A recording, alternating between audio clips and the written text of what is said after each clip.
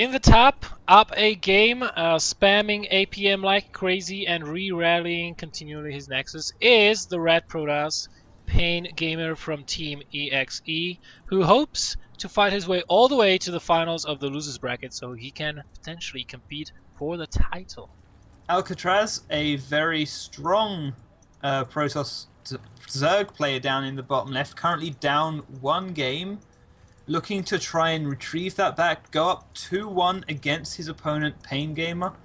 But it's not looking too solid at the moment, so we're going to have to see how this develops, how the match goes, and how Alcatraz responds, considering the thrashing he was giving in the previous game.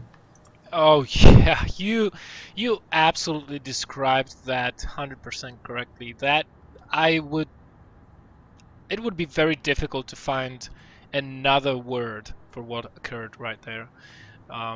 It's just a series of very unfortunate and bad calls, lack of scouting by Alcatraz that caused him to succumb to the 4-gate pressure, and it almost killed him outright, to be honest.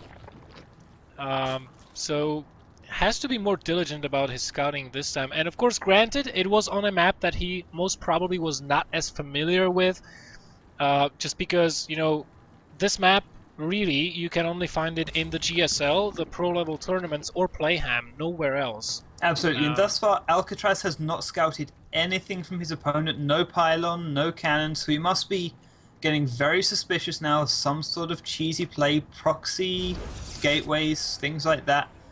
So he's going to be very paranoid, not wanting to put down his pool as early, his expansion as early as he usually would. And he still hasn't seen the forge behind the mineral line. He only sees one pylon going down now, which for all he knows could be for supply. And now he sees the Nexus, so that should tell him, okay, I am free to build my expansion. Look at this little star this probe is making. Aww. Cute.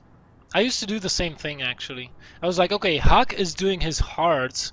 Everybody's doing something. What is a thing that no one does? So I started drawing stars, and then to my great sadness, I found out that every other player on the ladder is doing the same thing. Double... What? What? Wait! What? Oh! What is this? Alright, he's not even spending money on queens. He's just... Does he okay, think this is Brood War? What the hell? So Pain Gamer sees this, and Pain Gamer is probably about as confused as we are, and probably going to put up a fair few more cannons, because this is peculiar. If at first you can't... What? He didn't even try and hatch into his naturalist third, did he? This is just blindly placing his buildings down in random spots. I'm so confused. Like, you could at least put them down your natural and then flood units. They don't necessarily have to be macro hatcheries. Well, you know what Pain Gamer is actually doing. It's a normal, quite standard Forge Fast Expand build with Forge First. The only difference being that he built the Forge inside his main instead of on the low ground for a specific purpose. For the Zerg not seeing if he's current boosting +1 or if he's even getting it, but you know, he placed the Forge in a little bit awkward spot. Should have been more to the right in the corner there. It's really hard for Zerg to scout that corner. So, you know, kind of nice idea. A lot of players are doing that, but he kind of botched it. Nevertheless, it threw Alcatraz off, and he's doing probably something that he never did before ever in his life. Absolutely, Alcatraz is only just getting speed now. The speed won't be any use against the wall, and with the sentry up, he's going to be able to make a relatively good defense, taking down one Zergling as he just pokes forward, and Pain Gamer looks in a very comfortable position now, 2 bases against 1, and the quantity of lings won't make any difference, so the Baneling Nest has to come down, and as long as Pain Gamer can keep his sentry count up, which he's doing, he's growing that slowly, he will be in a very easy position to win. He's got more gateways coming down. Maybe not the best idea, correct. I have to agree with that 100%. But I have to hand it to Alcatraz. He's not afraid to try new things, um, and that's nice to see. That's always nice to see. So he is just now getting his natural up.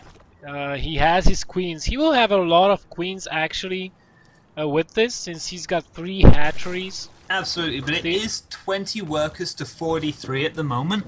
He is so exceptionally far behind on his worker count that PainGamer can go for any standard 2-base timing and demolish his opponent. He's adding on 3 more gateways, bringing himself up to 7. Am I right? Can I count? Yep. 6, yeah, 7. 7 And gates. he just needs to do a 7-gate attack. He doesn't need any decent research, and he can just win. That is true. That is true. He does not need any Doesn't need blink, he doesn't need charge, yeah. he doesn't need a robo, he just needs 1-1 and a decent push, and he will cripple his opponent. All his opponent has is Zerglings. And just about to finish natural. Basically all PainGamer has to do to win is kill this natural and pull back. And macro.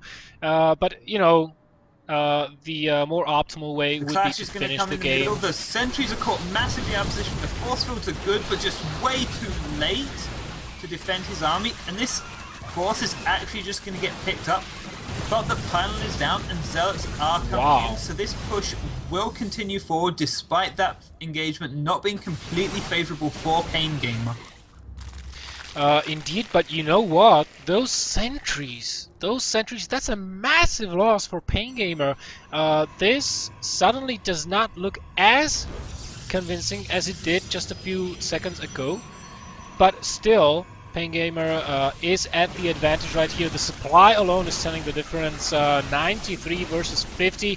Banelings go in and they... Oh! And they do a lot of damage, but the army is still for the most part alive. And despite the fact that this force may get cleaned up, another warping of zealots is going to come in. And Alcatraz has no way to respond to reinforcements. He may win one engagement, but it's the follow-ups that will kill him. Definitely, there will just be more and more zealots being warped in. Those banelings will never finish, I am afraid. Maybe some of them, but the zealots are in the wrong position. Zealots is what you want to have, taking the baneling explosion. But oh my god, only 2 banelings survived. One getting sniped, and the second one damaging the stalker somewhat. And I think that this is over. Another huge stalker warping occurring at the proxy pylon. This hatch will fall down so quickly, and then it's over. Absolutely. These reinforcements will come around, they'll swing in, and this is just... It's not even a final stand. These lings are just going to get crippled. They're on a move command pass due to their rally points. And Alcatraz being very mana, wishing his opponent luck for these next match.